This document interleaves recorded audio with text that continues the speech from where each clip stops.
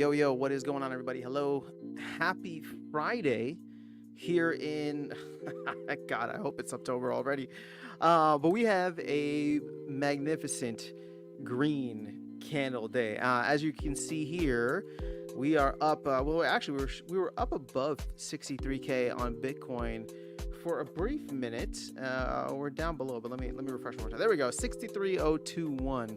And this is from just this is the day after we just kind of kissed the 58K gang one more time. So that was fun, if not depressing. But the rest of the market, or since then, we have been up and to the right. Bitcoin's 63, ETH still at 24 because I think this is. You think this could be the last cycle for ETH? You think I think we might see the flippening happen. I don't know. What do you say? I think we might see the flippening happen. Not ETH over Bitcoin, but I wonder if we'll see one of the other ones over ETH, whether it's BNB or Solana. So you can see here BNB is at 83K, Solana's at 83 million, 68 million. But there just seems to be so much happening on some of these other chains that makes me believe. I don't know. We'll have to see how Base and the other L2s play out this bull run, but overall, that's where we're at. Let's jump into. Let me actually get back to here so we can talk Splinterland stuff. You can see DECs at 0.81, SPS at 0.0078. So those are up a couple percentage points on the day. Vouchers, hanging around. Hive, not quite great, but it is what it is. The company DEC seems like a lot of credits came through, maybe about like 9 million credits worth since I made that video yesterday. And we saw yet another rise, I'm assuming due to reward card burning. So let's see, where do we bottom out here? 5489, 5489. And now we're at 5492. So yeah, about probably 4 million DEC worth of printing on those cars. But let's see who's here.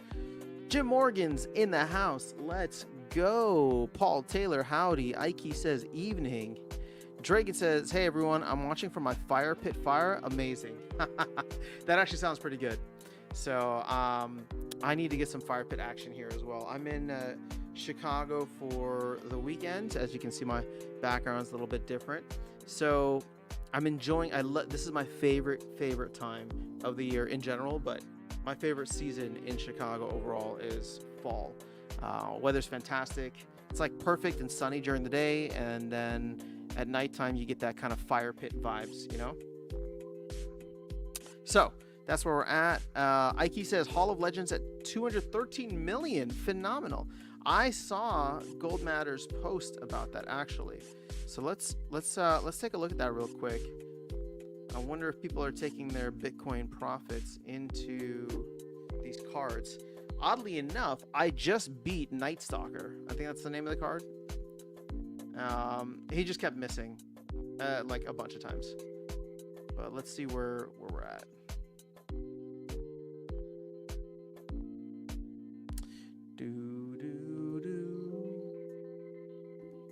Check the leaderboard. Oh, there you go. 213.9. So we are now past 100 million, at least on each of these phases. So I think the team's going to look at that as an absolute win. If this phase does better than the previous phase, we would actually need to get to about 226, higher than 226, 227, in terms of the overall DEC credit spent. So, with, what is it, like 4 days left? Or sorry, not 4 days, but 10 plus days, almost 11 days. I think there's a good chance. How are people liking the cards? Here, let me try to not sell you on the cards. So here's an instance where you saw Night Stalker not working. So, if you buy a defective Night Stalker, just know that there are no returns. There's no refunds given. You just have to sit there and cry to yourself to sleep. So here's a fantastic one where I chose the magic spam. So once again, gladiator cards, killing, destroying, rebellion, and Rebellion promo. I mean, like I don't know how else to say it. I made that video a while back. Gladiator cards are just an absolute beast. I think that it's great that we have these things in modern. It's great that we have these things in game. Like, it's fun, it shakes up the meta, but it's not good for new players. And I don't like, the meta's not large enough to handle this in modern, in my opinion. So, I mean, maybe this game would have been slightly different if they had had a maxed Mantaroth, because then that would have been blast damage. That would have been blast damage, right? But here we go. Here's where, you know, 5 Mishras really struggled, I would say. You're going to see 3 consecutive misses from Night Stalker. So once again, you know, I don't know that the team did the appropriate amount of, you know, factory quality control. There's 1 miss, right? 3 speed difference. And what's crazy is they have dodge. I don't even have dodge. I don't have flying. There's nothing special there. Oh, there's 2 misses. Phenomenal. And then boom, we get another one. Now there's a 4 speed difference. And you will see once again, a thing of beauty, 4 straight misses. Or sorry, 3 straight misses. So, you know, it is what it is. You will see a hit here that he gets on a 1 speed difference and flying. But, you know, by then it's too late. So, you know, I'll be honest. I've had a terrible Splinter Lens day in terms of my playing, like the amount of games that I played versus, like, I was just trying to get enough glint to spend and like max out my chest before the end of the season, and my record today is awful. It's atrocious.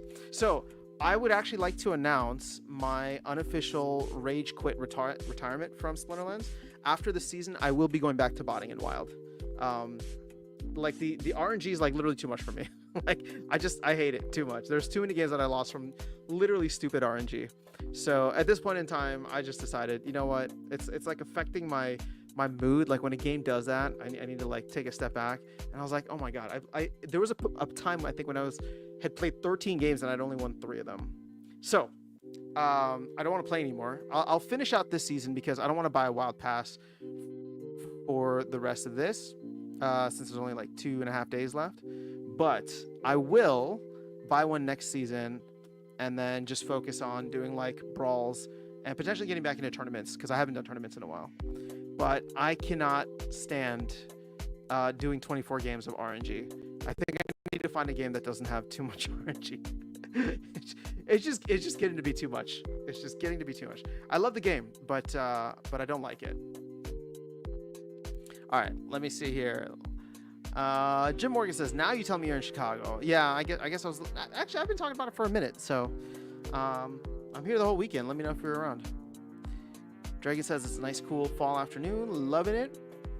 Glad to hear that, man. Enjoy the fire pit. Ike says, need max on both of these. Very good cards. I have not come across a Delia yet. At least I don't think I have. No, I don't think I have. So we'll see. And then Vlogging says, I've definitely seen Delia not working, but also works really well, especially with Quake Rules and Squirrel Summoner. Why is it good with Squirrel Summoner? Is it because it has flying then? Flying and dodge on that backfire?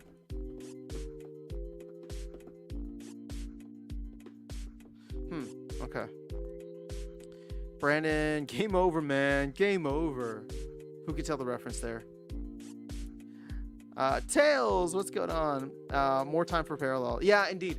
Like I said, it's funny because I keep saying it. You know what? I'm gonna be honest with you guys. Like, I've been watching so much just clips and content for Off the Grid.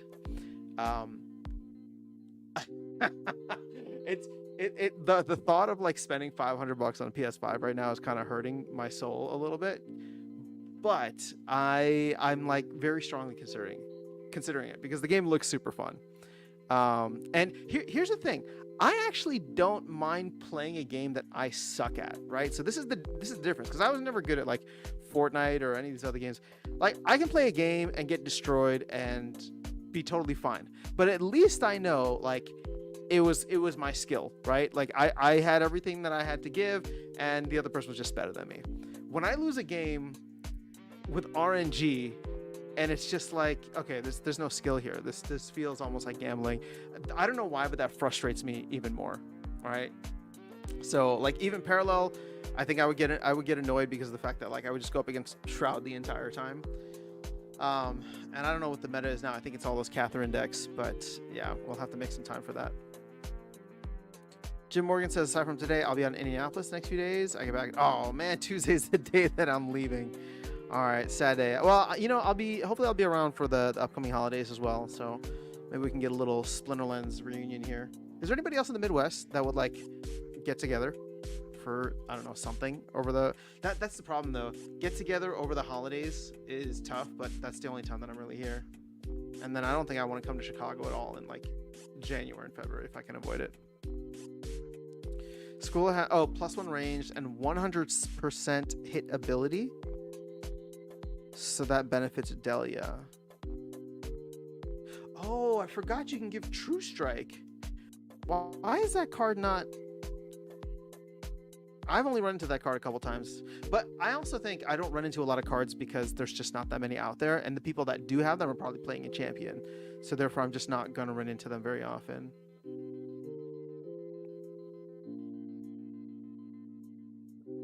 But yeah, I mean, I was straight up throwing a tantrum this morning because I was like, dude, F this game. I'm done with it. I'm going over to Wild. I like semi made the decision that I'm actually not. I'm gonna completely sit out Rebellion at this point, and I will buy Rebellion when it is when it rotates into Wild format. But you know what? It's really just the tactic summoners that I want. I think they make the game much more interesting.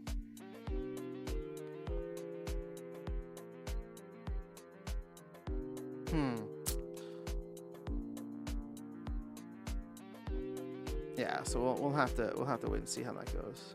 But you know, I've had decent success beating a lot of these Rebellion summoners. Which, you know, I'm not trying to sit here and hate on the Rebellion summoners by any means. Well, here's an instance where I lost. But what else is there? I guess if anything, it's a testament to a much more balanced game by the team. See, I've just been playing so much, so I think yeah, I had that's the thing. I had a lot of energy this morning because I was on a flight and traveling for most of the day yesterday. So, you know, it is what it is. I got beat back down into Diamond 3, which sucks, but yeah, the amount of glint that I won this season, not fantastic. I think I'm just gonna go back to focusing on glint. So that's the main reason for pushing back into Wild format. One, I need to get my time back from playing, because I played every battle right this season, and it's been obviously fun and frustrating. But I want glint, the additional SPS that I'm winning. I want to quantify this. So hold on, let's see. Last time I played Wild, how much was I earning, especially at the higher levels? It's probably been a bit. There's a couple of brawl cycles. All right, last Wild rank battle that I won was 11 days ago, 4.4 SPS. And I'm winning 2 to 3x of that now, depending. So let's just, what's the delta on that? Let's max that out. So let's say 8 SPS per win. 8 SPS per win. My win rate in Modern has been better than 50%, so we'll just go 50%. Oh my god, barely. See, this is how bad I played today. It was way better than 50%, and now I'm pretty much at 50%. So 8 times 12. So it's 100 SPS per day. Or 96 SPS per day, roughly. 8 times 12. And let's do times 365. What is that? 35,000 SPS. So What I'm missing out on is the ability over the course of the next year, between now and middle of October next year, is the ability to earn 35,000 SPS. But I could just go out on the marketplace, and even if I do 0.008, I can spend $280 right now and just literally buy that delta. And then not only that, I'll have it up front. I'll be able to earn on it vouchers and additional SPS. I think that's the move. And I think I did a calculation like this a while back. But, you know, Modern's fun. Modern's fun, but, and playing the game is fun, but making money while you sleep is even more fun. Who's with me? All right, let me see. Where did I leave off here? Brazen Blake's in the house. Let's go. Twitch representing. Anybody else in on Twitch? Oh, I only see one person. Well, thank you, Brazen Blake, for being here. Parallels. Ike says Parallels giving a lot of money away for tournaments and such. When it stops, so will the game. Potentially. I think that's what happens to a lot of the games that are out there right now. I mean, everybody's just farming stuff. I'm about to travel. I'm down to travel about an hour or two if we do a group. Ropan lives semi-close by, and Dias. I know that Virus is in the Midwest too, so we'll have to check and see.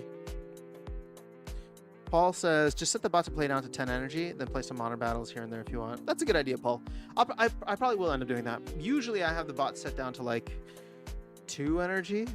That way I can't like get drawn in, because you have to understand, like when you're playing, unless I like lose right away, I do like to enjoy watching. So, you know, let's say on average a minute and a half to put your team together, and on average another minute and a half to, you know, watch the battles for the ones that you do watch. So that's 3 minutes right there.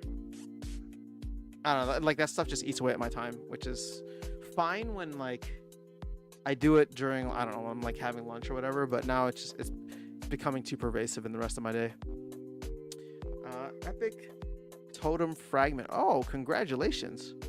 Hell yeah.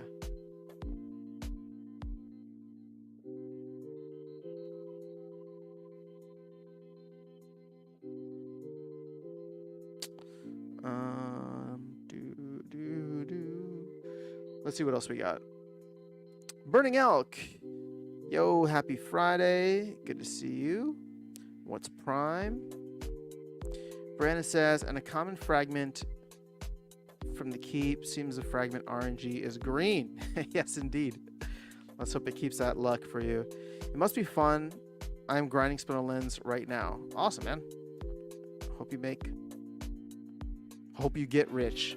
Our vlogging says, at first my ultimate goal is to earn 1 million SPS someday, but when SPS died, I just bought it. See, that's where I'm at right now too.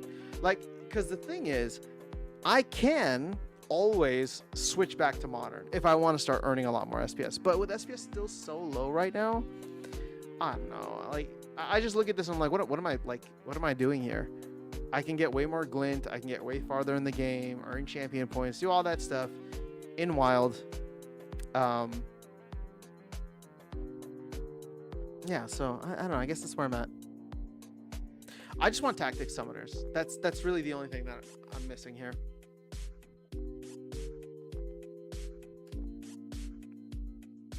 But I would say that there's a tremendous power creep leap between like Wild and Modern. I mean, there's definitely some good cards from Wild, don't get me wrong. But it just felt like Chaos Legion had a lot of good stuff. Like, okay, so let me put it this way. On average, right? So you look at the set as a whole, I think Chaos Legion was an insanely powerful set.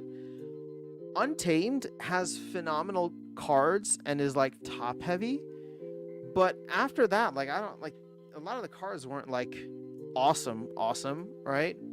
It's just the average is skewed by how good Kitty and Jotun and Llama were for so long.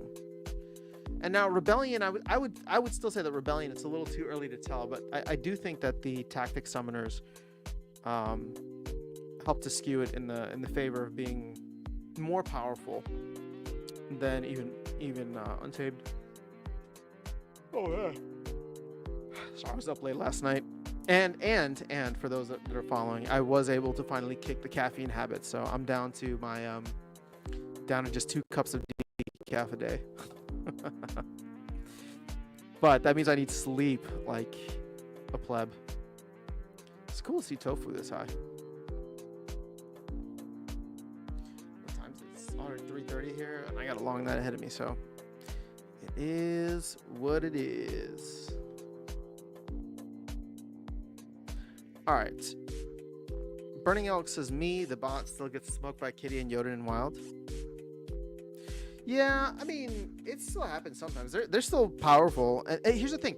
Those 2 cards, on average, are still, in my opinion, the best universal cards in the game. And what I mean by that is they fit most rule sets, right? Like, I think the only rule set that would be bad for Kitty, or like considered bad for Kitty, would probably be Reverse Speed. But even then, you have True Strike to make it up. So on the whole, most games you can play them and have like a high percentage chance of winning. But when you start to get into, you know, very specific niche rule sets, that's when something like, you know, a Possibilis or a, I don't know, Immortalis. You get what I'm saying. Have you bought your gold-plated coffee mug yet? I have not. Am I supposed to? What's the deal with that? Where would you rank Rebellion in terms of overall power level? Now we've seen every card. Nidhogger's not out yet, but like let's see. Let's have some fun with this. So I only want core sets. This might make for a fun video series if you guys want me to do it more at length, but I'm having like a moment of curiosity here. So then let's just do units.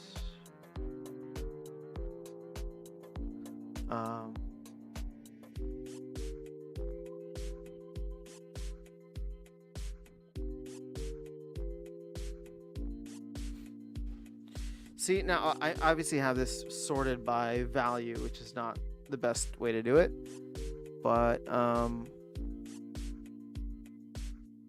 see, I'm looking at a lot of these like untamed like common cards, and like some of them are like decent, but then a lot of them are just kind of trash. Like Magma Troll, like when would you ever play that?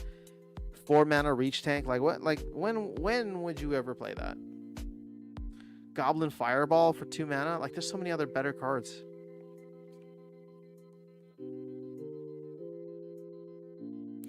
Whereas let's go to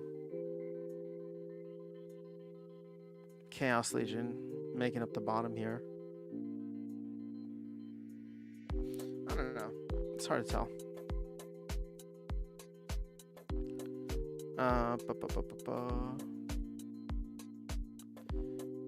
Burning Elk says, good to see DEC above the 0.8. Bought a shit ton of reward card. Oh, yeah, they probably did get burned. You catch the newest vid from Bob Lucas? No, I have not. What did I miss? You know, Brandon, what I've been celebrating is today the new all-time high on MicroStrategy. That, I mean, so like, this is a gaming channel, so I don't talk about MicroStrategy here, but that trade for me has been, oh my goodness. I mean, talk about it like a thesis playing out perfectly for Michael Saylor. So I think, where were we at today? 212. Oh my gosh. That's nuts. Nuts. All right. LMAO. 1 million DC created through SPS burning today. Really? Whoa. Yeah, why would they do that? How do you see SPS DC created from SPS burning? Oh, yeah. So you can go here to the DEC supply. And if you just click on this button underneath, minted DEC burning SPS, look at that. Somebody minted 1 million DEC. today. I wish they had a chart like this for reward cards, because then we could track that easily too. But that is a lot. Well, we thank you for your sacrifice.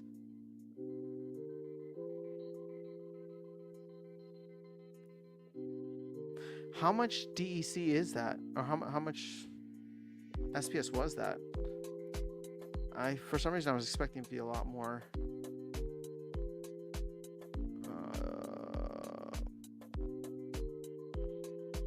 Hold up.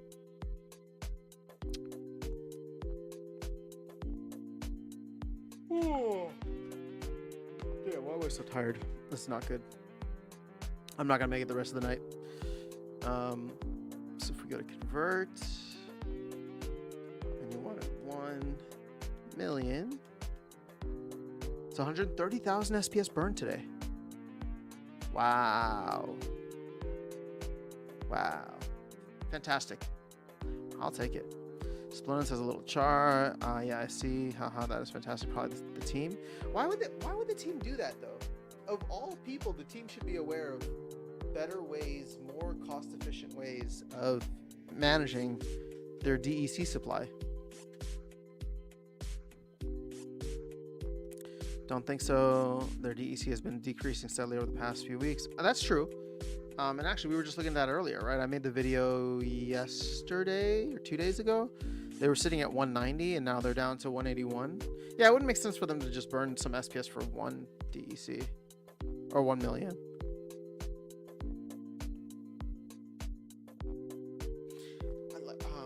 I don't know. Unless it's like a newer player in the game that maybe wanted the reward card or the promo cards.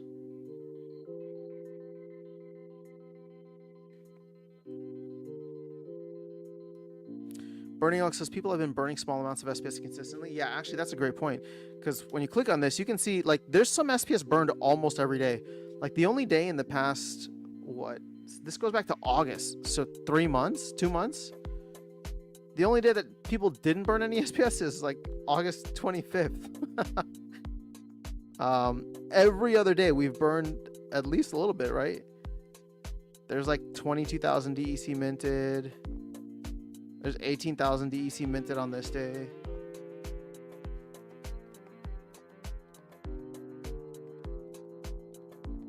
I don't know what happened here, but 600,000 is quite large as well. I mean, so 1 million is like a nice round number, but you can see here that there were other days where we did 600K. This looks like about 500K. Yeah, 493. Here's 548. Somebody's just been burning SPS for DEC. But it says, well, it's better for the game if you burn SPS to get DEC than if you trade it.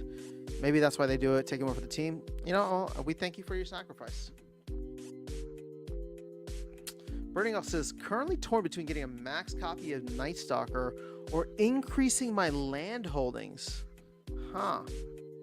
You know, I made that video about wanting to get a plot of grain, and then I went to check my actual region, and there's still a massive premium. Like, you can get a grain plot for like, I don't know, 10, 12 bucks in like any other region, but in Area 51, it's like 45, and there's only like 3 available, which is frustrating because let's see here. Oh yeah, it's still, let's refresh this.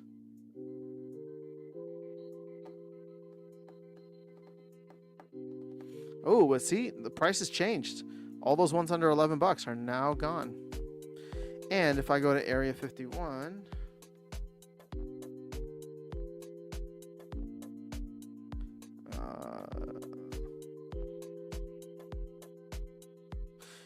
$44. Not cool. Not cool at all.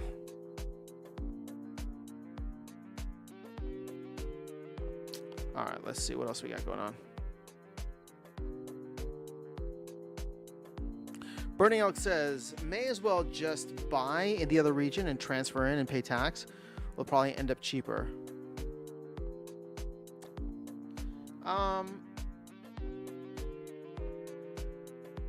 Yeah, I mean, in the short run, it most definitely will be cheaper. But the moment I get to like the taxes equaling the cost, right? Equaling the delta in cost, right? So what was that, $34? Could be an option.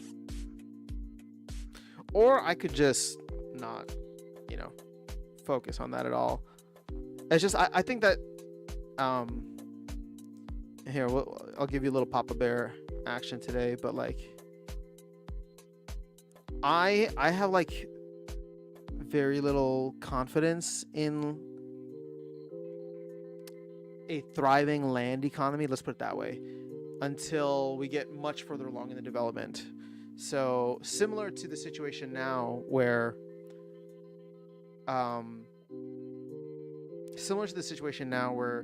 grain is essentially worthless, or its values just continue to go down. My expectation was I can only produce wood. So I just don't want to get into a situation where like it's cost prohibitive, because I just like the value of wood gets so low that like running my plots wouldn't necessarily be at like a deficit, but it would just be like, they just wouldn't be doing much.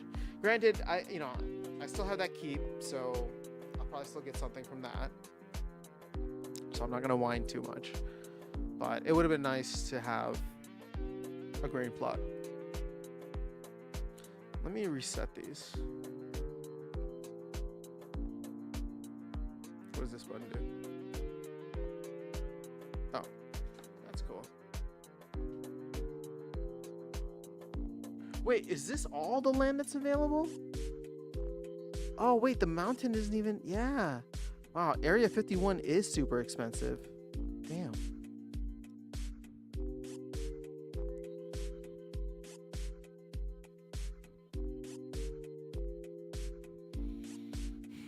Guess it is what it is. Okay. Bernie says, totally agree. Current ROI makes no sense from an investment standpoint. Only play is if you see ROI increasing after 1.7 onwards. Well, the thing is, I don't think that... Damn, what happened here? I don't think that land should... Like, if everything is just ROI focused on land, it's always going to be like a boom bust kind of cycle, right? Where it's just like when things are scarce or things are new, you get into this area in which a bunch of people rush in, and then and then that ends, right? And it just gets to a point where it is now, like literally less than a year after the launch of Land 1.5, we are bored and frustrated with land. It's not going anywhere. It's not doing anything. There's no sign on the horizon of a new launch within the next 6 months or so. I mean, sorry, it's going to take probably 6 months. So I think you need more elements that are not ROI focused. For example, people are going after research. They have no idea what research does, but they're going after research because it gets them a benefit in game, right? It gets them the title of, what is it, Overseer or Vonarch. So I'm thinking we need more stuff like that, just not limited to the top 7 players. Like, it needs to be things that people can go after on their own, that they chase because it's like, oh, well, yeah, I want to get land up and running. And it becomes not... Here's the thing. I think many people, including myself, would probably play the game in a way where it's like, if I can play the game, it's not about focusing on ROI. It's focusing on breaking even and getting whatever in-game benefits that you can get, right? So, for example, like, let's say, I had that scarecrow idea a while back. let's say I just didn't want to pay for the scarecrows all the time, right? Or in the future, I don't want to pay for items and spells. It would have been cool to be able to get into a position where I would build up my own land holdings potentially to create a situation which I could just produce my own scarecrows, right? Now, maybe I do more than that, where I can like sell excess scarecrows, and that's kind of cool. And therein lies like the business ROI. But at the very minimum, even a smaller player like me would look at that and be like, okay, I like using the scarecrows. How can I take advantage of this? Maybe grab 1 or 2 more land plots and then build it in such a way where it's ROI neutral, right? I'm not spending money, I'm not making money, but I'm getting a cool benefit in game. And I think you get a lot of folks that would potentially try to do that with the promise of like, more utility coming to land. Banana says, I was always bored with land for what it's worth. Yeah, well, it's never been amazing. Maybe utility's better word. Yeah, utility works too. It's just sad because like land holds so much promise. Like the thing is, I get where Matt's going, and I fully agree with him that the boxes of old Magic cards. That analogy is perfect. Everybody who has any kind of collectible is able to relate to that, and I actually think land is a phenomenal idea to. Land is a phenomenal idea to do that, right? To fix that. It's just the idea, in my opinion, was they bit off more than they could chew, and they still have bitten off way more than they could chew. So I don't know. It's frustrating because like. It'd be cool if it was here now, and it doesn't need to be this super complex thing. I know I'm a broken record. I sound like a broken record, but if they had just done something similar to Wagons just to get it up and running, clear up all the excess from the ecosystem, clear up all the DEC, just get stuff into the game. Because here's the thing, look at how quickly over the past year, right? Or not even the past year. Let's just say from like when Matt started. Second half of 2023 or so. They were able to get tactics into the game, which is a new phase. So that was like a huge shift in the actual gameplay itself. And then they were also able to get conflict wagons up, right? Like that was its own separate thing. Like this is what I say. Like when I look back, I'm just like, land could have been done in 2022. And it could have just been like conflict wagons. Just stake your cards onto land, right? And then you start producing stuff, and we just go from there. Now, here's the thing: it's easy to look at this stuff in hindsight. I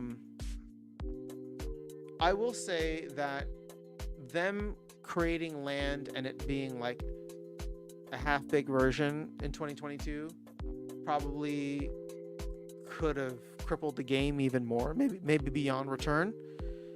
So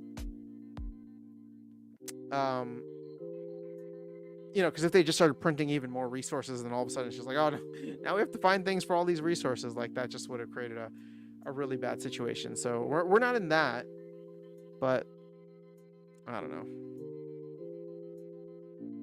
Vilsa's in the house. Let's go. Burning elk. Biting off more than they can chew has been the SPL motto. Yeah. Yes, it has. Blockchain price, I think land will be drip fed to us in installments. Yeah, I mean, I'm okay with that. I don't mind that.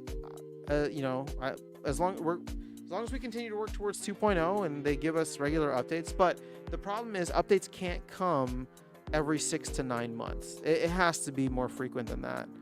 Otherwise, look at where we're at right now. It seemed like Mancer and Matt were against a simplified version of item and spell creation on the down haul. I don't know. Matt has a very specific vision for what land is.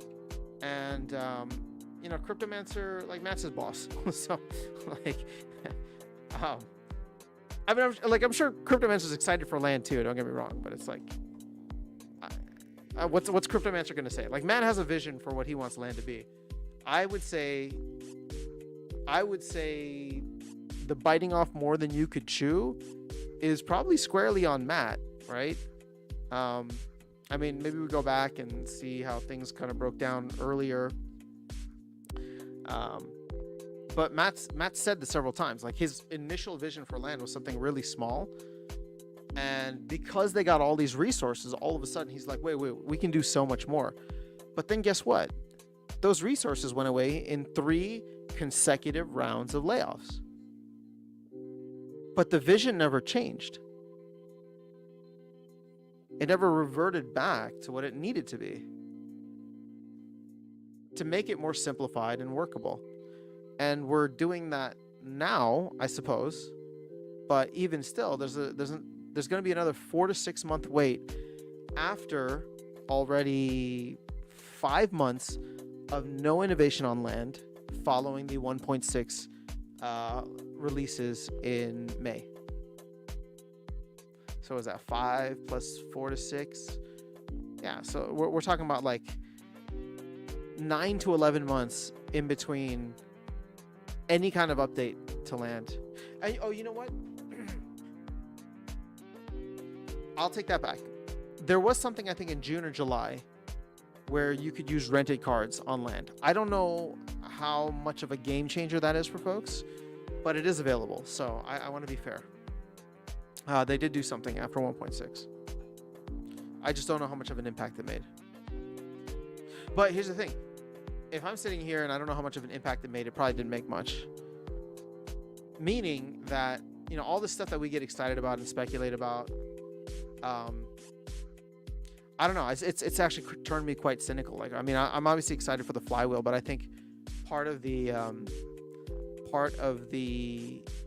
issue is that we tend to overhype ourselves, right? Which is why I went into. If you guys watched the last live stream, I guess it was yesterday.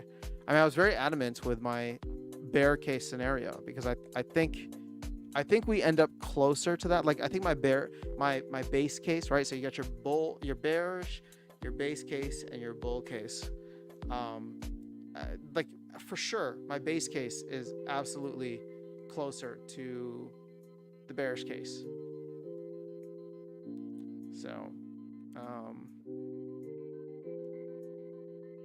I don't know. We'll see. Hopefully I'm wrong.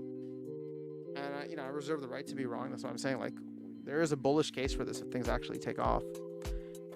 It's just we haven't seen that literally since 2021. And I think to expect it to happen again the same exact way that it did in 2021 is a bit naive, because the environment, macroeconomically, geopolitically, all that stuff is different. The crypto environment is completely different as well. You have so many other projects out there, and the gaming environment within crypto is incredibly different too. There's significant amount of competition. So, Ale Palace, what's going on? All right, Blockchain Project says, I think Matt and team are focusing quietly on mobile upgrades. That will be huge. I hope so. He did mention that right to the down hall. So it sounds to me like we just need to get the battle screen updated. Like, is everything else? I think everything else is on the new client now, right? This vNext or whatever it is. Or maybe guilds aren't. Remember they said guilds were coming soon? I think it was that in the last town hall? It might have been.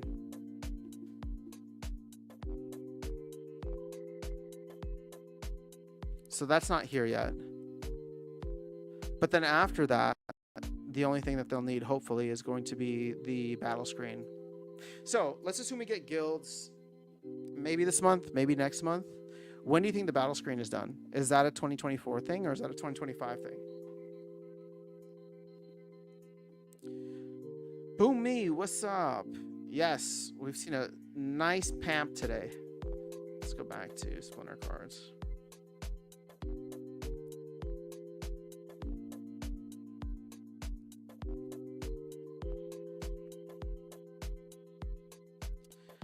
Um,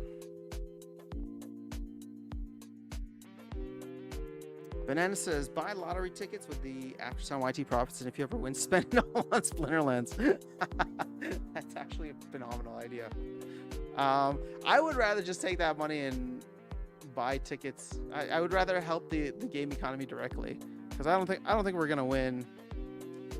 I don't think we're gonna win the lottery anytime soon. What we should have done is taken all the stuff from After Sound YT and bought some MicroStrategy or some Bitcoin or some meme coins. Bolts is in the house. What's going on? DJ's here. Thank you, DJ. I appreciate it. Another year around the sun. I actually wasn't gonna stream today. Actually, and I wasn't gonna do content or stream today. I was like, you know what? I'm gonna take the day off. And then the green candles just looked so good. I was like, I gotta come on and chat with you guys for a little bit at least. So I'll get back into some content tomorrow. But this is during the day, and then out to dinner tonight. But I appreciate the wishes.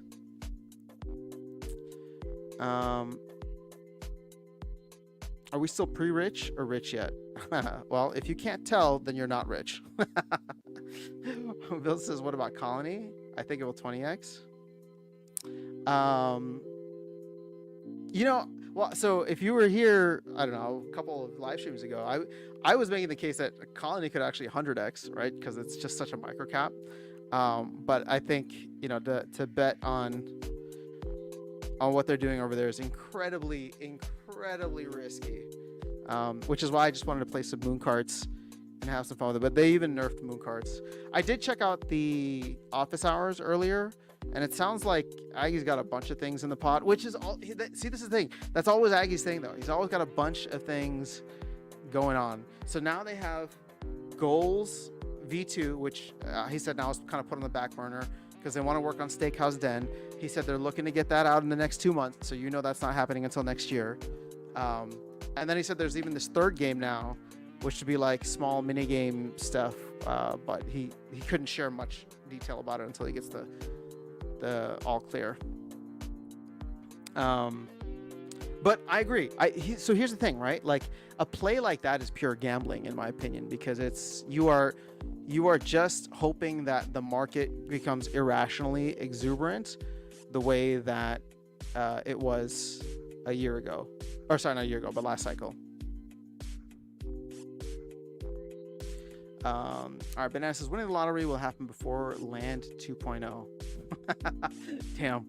I mean, I wish I could say that you're wrong, but considering there's a chance that Land 2.0 never happens, Bananas, this is accurate. Actually, the most accurate statement in the entire live stream today. With the least blockchain projects, what is it? Your birthday today? Yes, it is.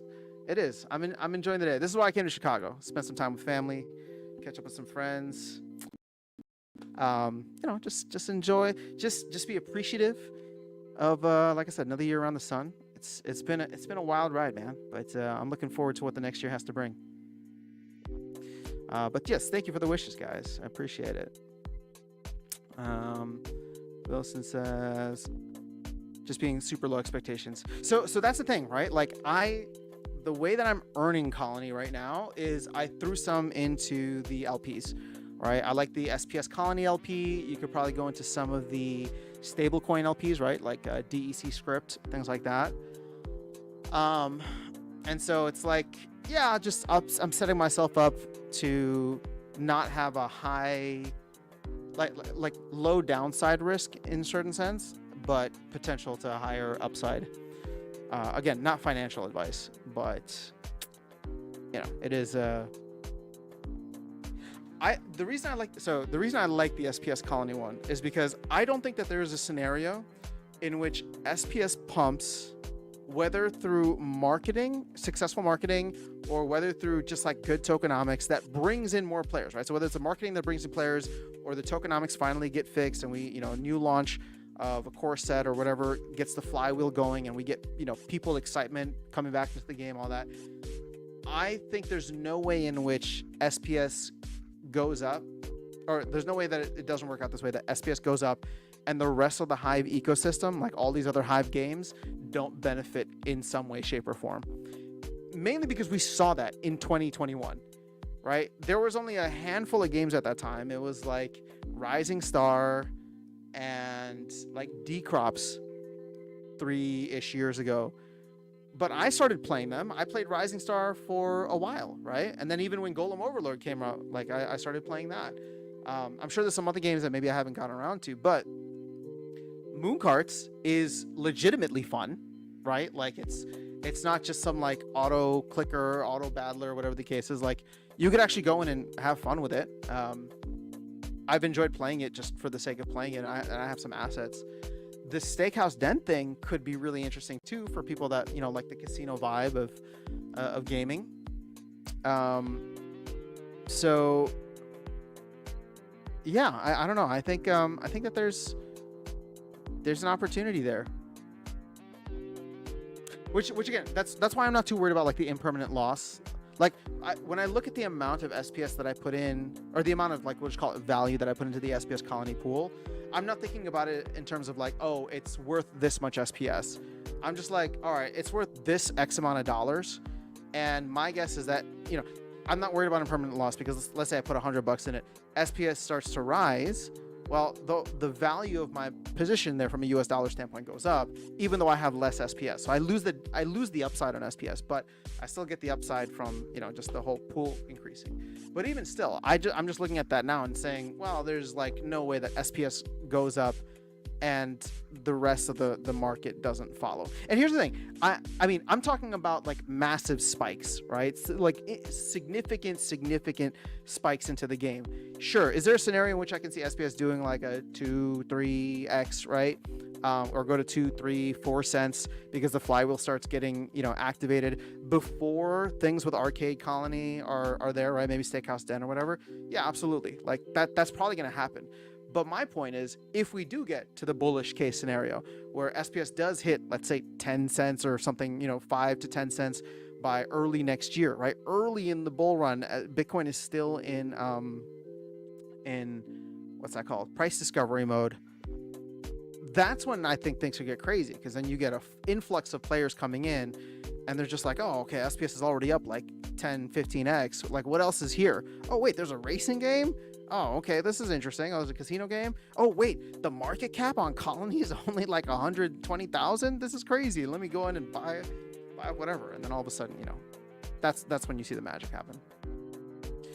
Wilson says the minigame thing might be good. I hope so.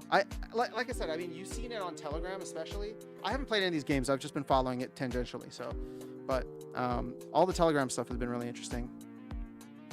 Dragon says, oh, it's your birthday. I hope you have a fantastic day. Thank you, Dragon. I appreciate that. Climbing up the modern ranking slowly. It's pretty tough still in gold. Nice. So October is back, baby. Party time. Happy birthday. Thanks, Wilson. Appreciate it. I do the same with SPS Colony. Don't share the secret. If we don't get a raging bull market by next October in 2025, then I'll start getting concerned for SPL. Yeah, well, I'll start getting concerned for a lot of things if we don't get the raging bull market. Happy birthday, says Bananas. So you know what's funny? Okay, you know what's funny about this? I was in another live stream. I forgot whose it was. Was it the Monster It might have been the Monster Mavericks, because that was October 1st. And then so obviously, you know, today is my birthday, now that's been established. But DJ was in there and he made a comment. It was October 1st, right? And it was a bad day obviously for the market. October was canceled on day 1. But DJ goes, "Don't worry, October starts in 10 days." And like I looked at that and I was like, "Wait, 10 days from now actually means something to me. That'd be a pretty cool birthday gift." So he said that, right? Literally 10 days ago. And I was like, you know, it'd be funny if we had actually a green candle on October 11th, which, hey, look at that. Freaking awesome. So this is my birthday gift. I'm sharing it all with you guys. And for some crazy reason, I don't know how, but DJ was prescient enough to predict this. So whatever that man says, you know, just make sure you abide by it. But wouldn't it be crazy if he was right? I mean, obviously not just for my birthday, but like if he actually called it where we bottomed out, and now from here, like Bitcoin just starts to go on its tear. Wouldn't that be nuts? DJ, what else? DJ, what else did you see in a dream? Tell us about your dreams and visions lately, so that we know what else to get involved with. Cons in the house, let's go. Thanks, Burning Elk, appreciate it. Thank you, CSC Cable, you guys are awesome. October is your birthday present, dude. My birthday present came late. Actually, no, it came right on time. I know that I've been like super bearish about things lately. Most of that really is just obviously the geopolitical conflict and following a lot of the macro trends, right? A lot of the things that I'll see or I'll read about. So I think I told you guys about like Benjamin Cowan. I think DJ, you're probably following him now too, but like he's just following and tracking like how the rate cuts went the last time we went through this rate cycle. Yes, and that was in 2019. And a lot of the stuff that like we did last time is kind of repeating itself in many ways. And basically what ended up happening is like we didn't start to see highly significant upward movement until after the second rate cut of the cycle back in 2019. So that's why I'm looking at that rate cut, potential rate cut, I should say, in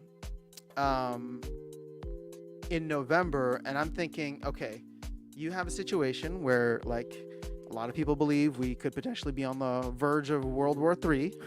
You have a very contentious election here in the US that everybody is kind of on edge about, right? We don't know what way it's going to go.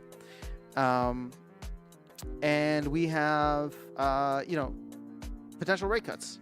So all of that to me just represents, not that I think we're going to, hopefully, gosh, knock on wood, not that we're going to get into World War III or have something crazy, but I think the market is pricing in uncertainty, meaning that like people just aren't sure where to go. But as soon as the uncertainty is done, and this is what I'm saying, like it doesn't even matter who wins. Again, yes, it does matter who wins, but I'm talking about in the context of like Bitcoin, like it doesn't really matter who wins. Yeah, sure, one administration might be more friendly than others to crypto, but hopefully they both end up recognizing its importance.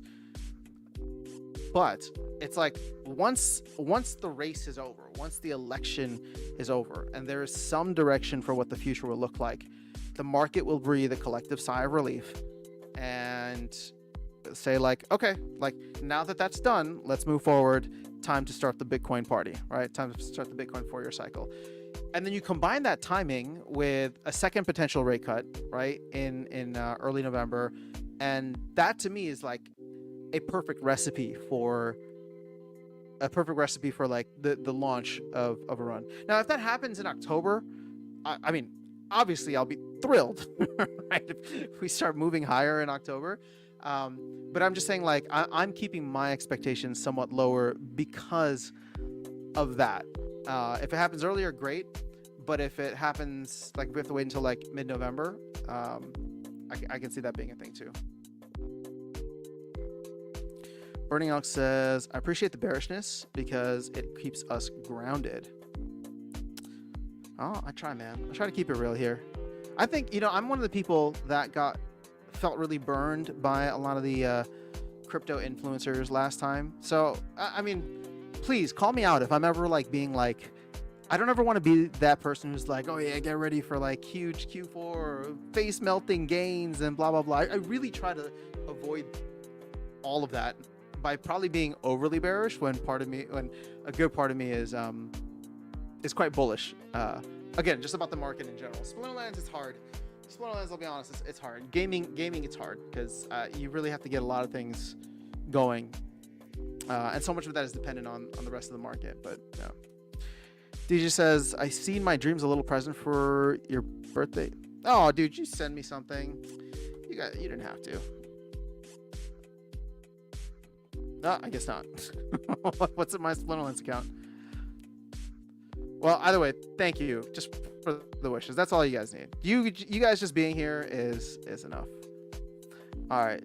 BTC dominance going higher, says Khan. Oh, is it? Let's check that real quick. So Benjamin Cowan, which is the person I've been following, has been saying that we are going to top out. He predicts that we're going to top out at 60%. Bitcoin dominance needs to hit 60%. And we've been like we've been working our way up, flirting with like 57%. Where are we at now? 56.8, 56.88. Yeah, so yeah, you're right, Con. I mean, we're going there. Now, keep in mind, Bitcoin dominance can happen one of two ways. Either the market gets crushed, right? So Bitcoin goes down, and Bitcoin goes down X percent, but all of the alts go down X plus percent, right? Or the other way is that Bitcoin just starts to nuke to the upside much faster than the rest of the market. So hopefully it's the latter.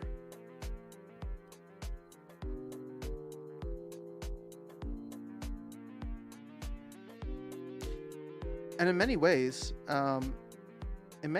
it is.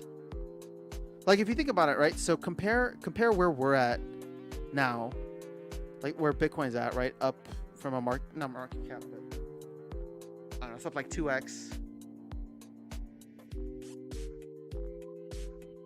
I'm trying to think from like where it was a year ago.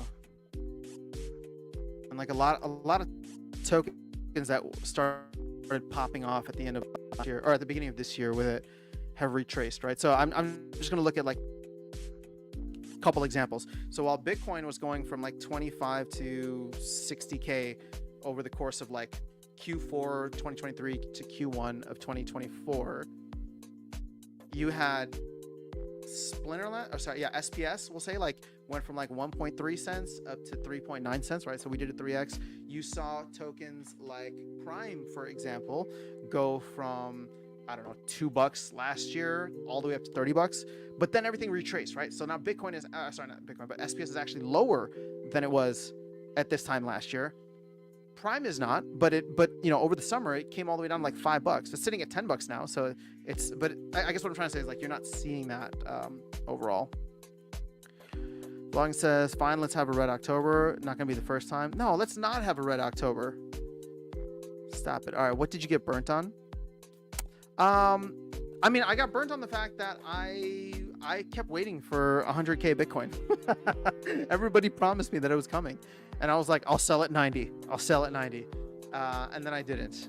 And so, you know, not only that, I probably got into a bunch of things that I shouldn't have.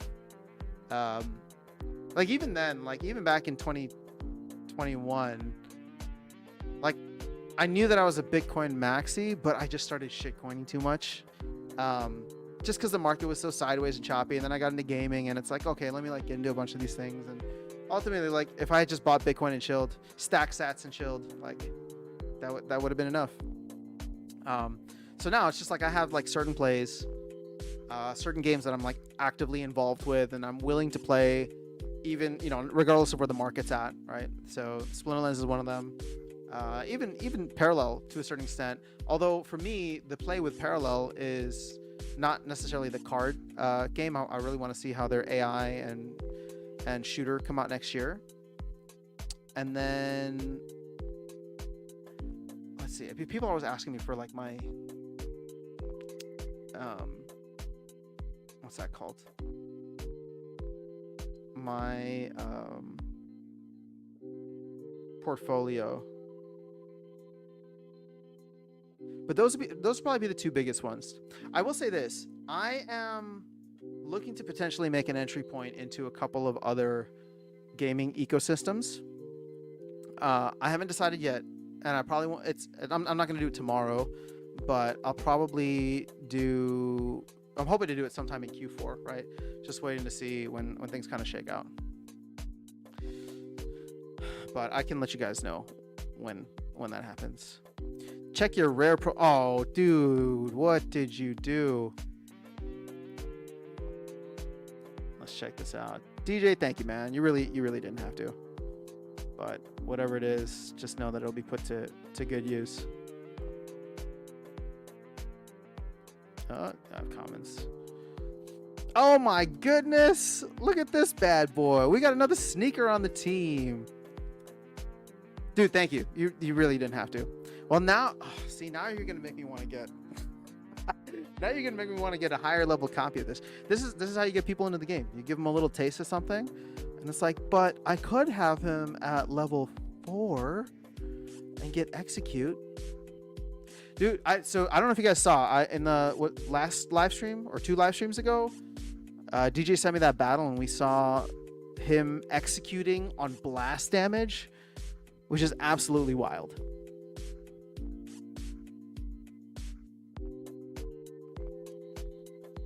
But thank you, DJ. I appreciate that. I don't know why I didn't get a nice little welcome message. Welcome to the family message. Oops.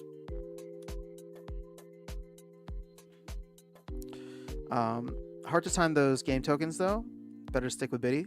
Yeah, no, absolutely. Absolutely. So the thing for me is, yes, so the difference this time around is I'm not gonna wait until some magical time to take my profits, right? It's like the moment I do a 2x, I take my risk off the table and then I just let the rest ride. Not too late for October to kick off. Dude, it's only the 11th. We still have 2/3 of the month. Let's hope it happens. The hunt for Red October, 100K Bitcoin. Wouldn't it be great if we hit 100K this year? That'd be nice. Never sell your BTC. All right, you know what? I was also waiting that 90K BTC. Oh, so someone also asked where else I got burned. I know Stever's talked about this. I probably have too, but I had some in Celsius, and that was not great. I also got involved in Terra Luna, which was not great either. But the good thing with Terra Luna, I actually came out very far ahead with Terra Luna, thankfully, and I was able to make it out in time. If you can believe it, I bought Luna for $6. I bought Luna for $6 and I rode that thing up pretty high. But the way that thing collapsed should have made me realize just how terrible things were.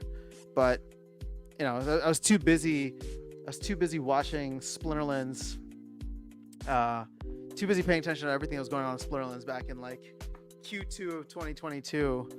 And then all of a sudden, you know, Celsius did its thing. It's like, oh, shoot. Because, yeah, not your keys, not your coins. So even if you think it's your Bitcoin, if you put it somewhere to try to, yeah, I'll just say that. All right, you know what? I was also waiting that 90K BTC, just one more leg, and I will sell 80%. Didn't happen, and wrote it all down. Yeah, man. I think a lot of folks were. So this time around, I'm not. This is why I'm saying, like, I'm not listening to any and all these like people who are calling for like, oh, $1 million Bitcoin or $500,000. Like, I mean, it's gonna be what it's gonna be. Like, I've tried my best to position myself, both Bitcoin and alts, in a place where it's like, once certain gains are made, it'll change, you know, life-changing gains ish, or just put me in a better position, and like I'll be happy with that. Like for Bitcoin, like I'm gonna be like Michael Saylor. I'm gonna be buying the top for the rest of my life, right? That's something that I just dollar cost average into no matter what. Doing nothing just stacking sats is so hard. Well, you know what? It's funny. It's not, Boom Me, if you're not so focused on the crypto world. Like if all of us like had like activities that allowed us to touch grass every once in a while, you know, like you could just go and live your life accordingly, and then you know, just go do some fun stuff. But we're all here trying to make a little extra. We all, like, let's be real. What's the whole reason that people are buying SPS today rather than Bitcoin, or buying Solana, or buying any of these? It's because you think that you can outperform Bitcoin in the long run. Because if you're truthful with yourself, you know that everything goes to zero against Bitcoin. But we all think that we can outperform it. Even me, right? Bitcoin maxi, self-proclaimed Bitcoin maxi here, right?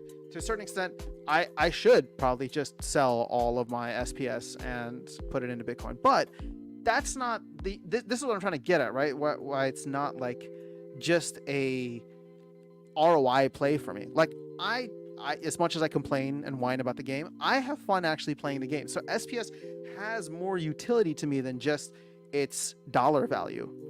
Now, obviously, I would love for the dollar value to go up, and to go up dramatically, because that could change my life. But I like being able to play the game. I like the game, right?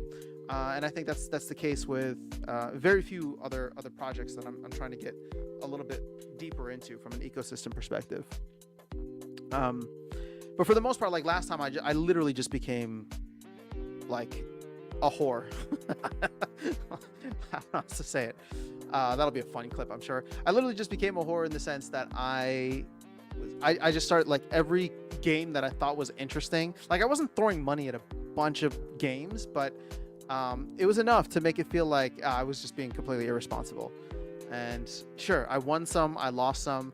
With Splinterlands, I bought into the idea and the vision, and I was like, oh yeah, this is something I can like buy and hold for life. And then when I did that, I obviously got screwed. So here we are. Hey bro, is your birthday? Yes it is. Thank you so much for the wishes. I appreciate you all. Khan says, "Huh, my first profit take was also 90K. Never happened yet." Yeah, I know. Profit back to fiat. Profit into Bitcoin, baby. You give me so many years of great content. I appreciate you. Well, DJ, I appreciate you too. It's always good when we get a chance to chat. And it was awesome meeting you at Splinterfest. We haven't actually had a chance to just hang out though. So I don't know when and how, but I need to make my way out to the West Coast at some point, or we need to make that steak dinner happen in Houston. But it'd be good to just hang, man. Khan, do we get 60% Bitcoin dominance? I believe soon, or hopefully this quarter. All right, Khan, I like it. I got burned on chaos packs. Yeah. Well, hey, there were so many things to get burned on. I remember in 2021, I read the white paper and I read like the DEC thing, and I was like, there's no way DEC is going to stay 15x above peg. And I thought that I was a smart one. I was making content. You can go back and see the content. I was like warning people about DEC, being like, yeah, you probably don't want to be holding DEC. It's good for the airdrop right now, but at some point people will start cycling out of it. And I got a lot of pushback from that, right? People are like, oh, it's like 300% APR right now. What are you saying? Stop being fuddy.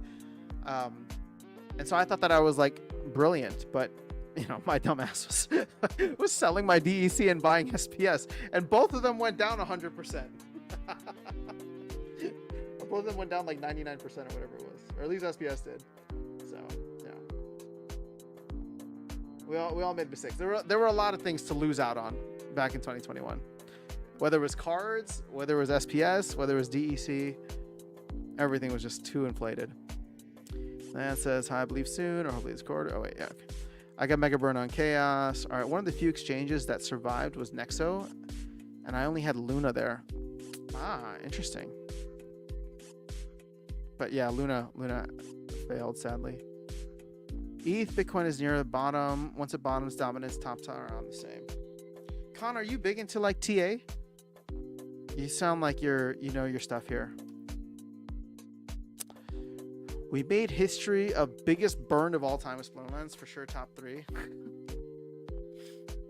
Yeah, I mean, a lot of people went heavy into Chaos Legion packs, and then all those sales just really destroyed everything. So let's get back to Splinterlands for a second here. Or sorry, not Splinterlands, but let's get what's this? Oh, dude. Did somebody send me a land plot? Dude, why do I have a land plot? All right, who sent me something? All right, well, okay. I don't even know what to say now. See, this is why I wasn't talking about it. DJ, dang you, but I really appreciate it. Whoever just sent me a land plot, because I didn't have 5 before. So now I have one. What kind of plot is it? Hold on, now I'm excited. What did I get? It's so cool. I don't even know how to like operate my land. What is this? Wait, did somebody give me a planes? Dude, this is what I was looking at literally a couple minutes ago. Dragon, it was you. Oh man, you gotta make me blush now. Oh man. That's awesome. All right, well, I will get that land plot up and running in your honor. I will, you know what, for this, just to do my part for the ecosystem, I will stake the full, whatever it is, 50,000 DEC onto that, just to make sure that I'm doing my part. But thank you for that. I appreciate it. Now, now I'll have a self-sufficient land business. I'll be making wood and grain. All right, now see, this is the problem though. You're making me more impatient for land. Now I'm gonna DM Cryptomancer and be like, dude, come on. I need this now. Sell all your Bitcoin and put it in SPS instead. No, dude, nobody do this. Nobody do this, please. I cannot get behind this message. Snowballs, I love you too. I just cannot get behind this message. Blockchain projects. Once Pi cycle top indicator flashes, I start rotating out into stables. What's Pi cycle top? Oh, you got to teach us.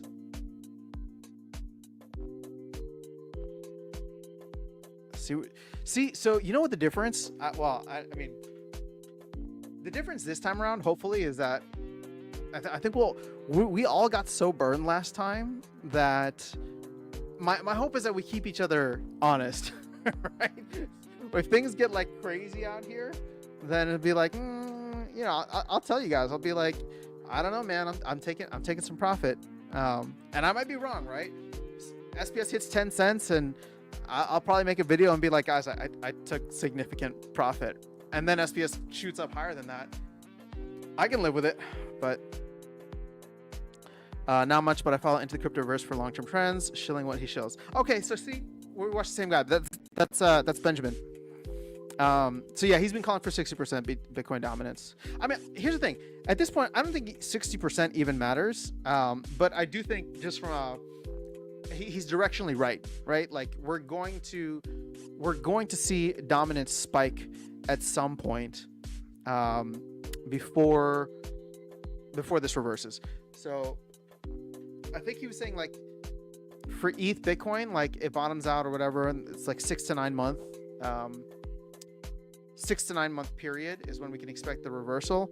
I think he said 6 months was September and 9 months was December. So this is another reason why I think, okay, if we follow what he's saying, if we follow all the macro stuff that I had mentioned earlier, we get into a position that is Bitcoin starts to pop off mid-November. It starts leading the market and leaving behind the market, which pushes it to its its dominance, whatever. It also gets us to probably a bottom, local bottom for ETH Bitcoin. And that's when the first like alt season really starts to kick in. So again, not a prediction. I'm just saying that this is a possible outcome. We see price breakout and we see price discovery for Bitcoin, meaning that we get above like 74, 75K in like mid to late November, maybe early December. At which point, everybody at that point is like, oh baby, it's on, right? So that's when alts start to pop off too. And at which point we start to see the reversal of, ETH BTC and alts BTC. So this is a couple months away. I was hoping it would have been in September, but I can see it happening then too. Dragon, thank you again. Yeah, you guys are super generous and kind.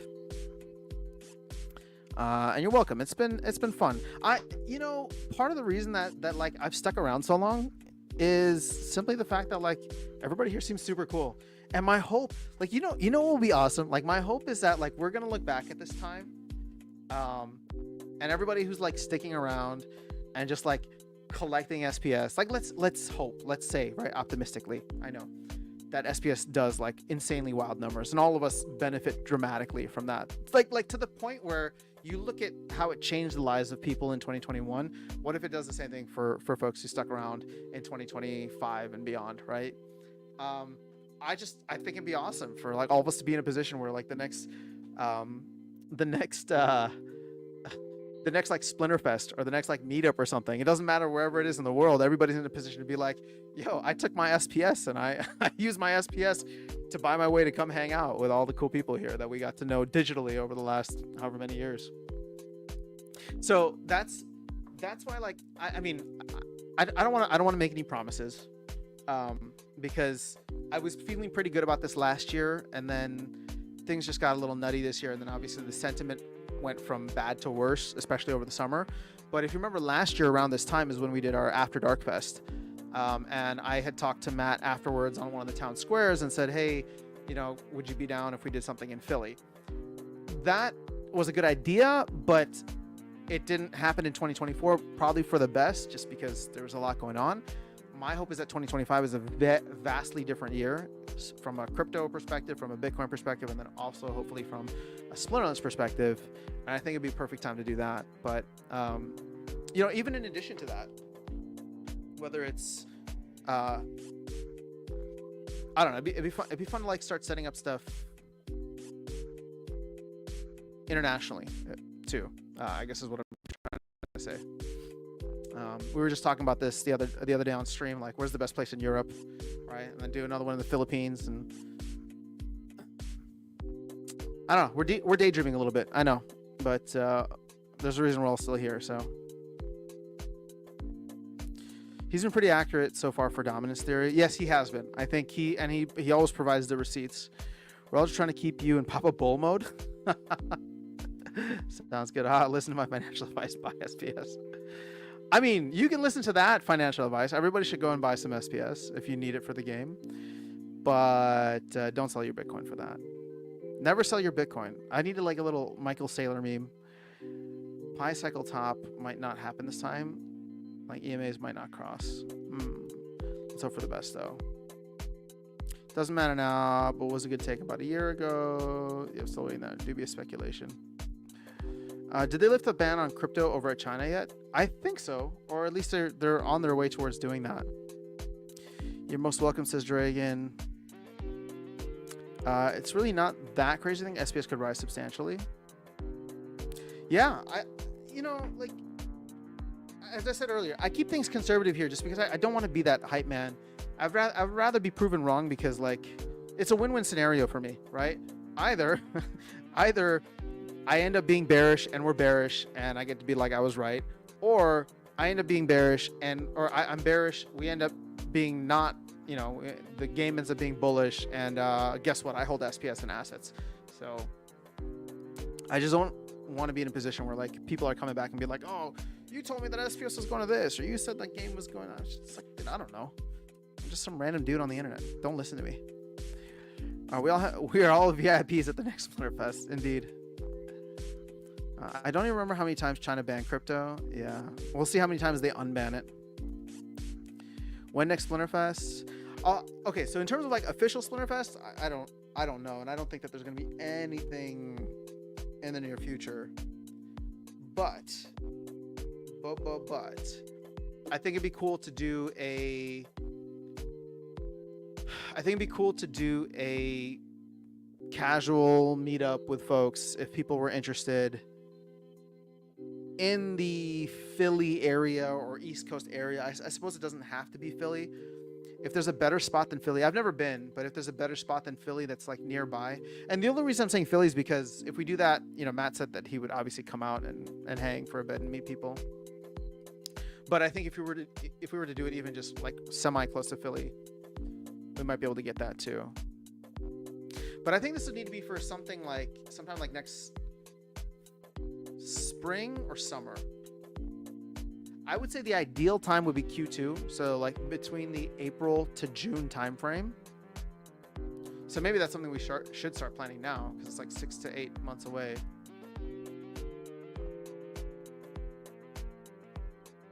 But I don't know. You tell me. Anybody interested in going? Like, it'll literally just be like, let's go hang out. Let's go hang out. We'll probably set up some ghost card tournaments and have fun and hang out with people. All right, let's get Cryptomancer hired by the DAO first and then go from there.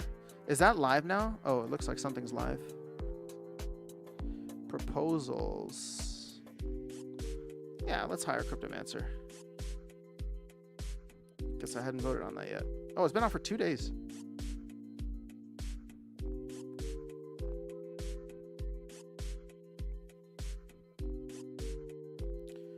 Cool.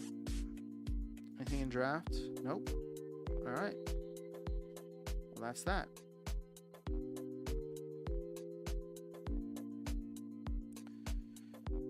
Khan says being right or rich, that's all that matters. That's a hell of a quote right there. I like that. I'm going to steal that.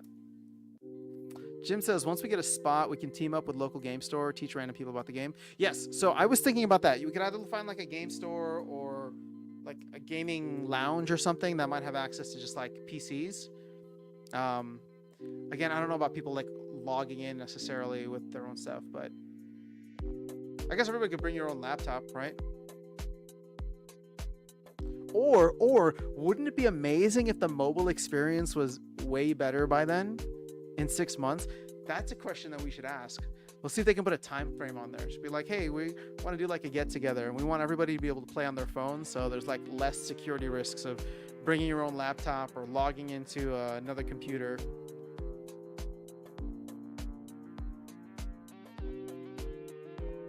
I think it's possible. I like the way you think, Jim. Yeah, again, I don't know the Philly area at all. So if there's anybody who's local to that area or who's been there before and has suggestions, open to it. I don't mind starting to organize this. But like I said, my guess is that a good time to do this would be Q2 of next year for multiple reasons. Hopefully, the bull run will be in full effect. Secondly, Splinterlands related, hopefully it'll be around the time that we get the launch of a new core set. If there's no mini set, we end up getting that new core set. I mean, Flywheel could be in full effect, and that could be an absolutely fantastic time to be, meeting up with people, trying to introduce people to the game. Crypto's in a good spot, and we're all just having a good time. All right, I was only supposed to hop on here for an hour, but it's been an hour and a half, so you can tell. I always love hanging with you guys, but I got to get ready for some dinner plans, hang out with the family and some friends. It's going to be a good weekend. Feeling incredibly grateful and hopeful for another year ahead. And, thanks for all the wishes. Thanks for all the generosity from the folks here. I appreciate you guys. I'll be back to live stream tomorrow. Once today's done, then I'll get back to doing some new content and stuff. But like I said, it's let's check one more time. Where is Bitcoin at now? Oh, let me refresh. 62.9 or 62.9. All right, not bad. We'll get there. All right, guys, have an amazing rest of your day, night, whatever time it is. Hope you have a good weekend ahead. I'm sure I'll catch up with you at some point with a live stream. I won't be able to, so I should be able to live stream tomorrow during the day-ish. Sunday, the Bears game is in the morning, so that the live stream on Sunday might be at risk, but I'll try to give it a shot, make sure I find some time. Peace, have a good one, take care. All right, guys. Hopefully when we come back, Bitcoin's even higher. Hopefully DJ was right, and the bull run begins now. All right, have a good one. Peace.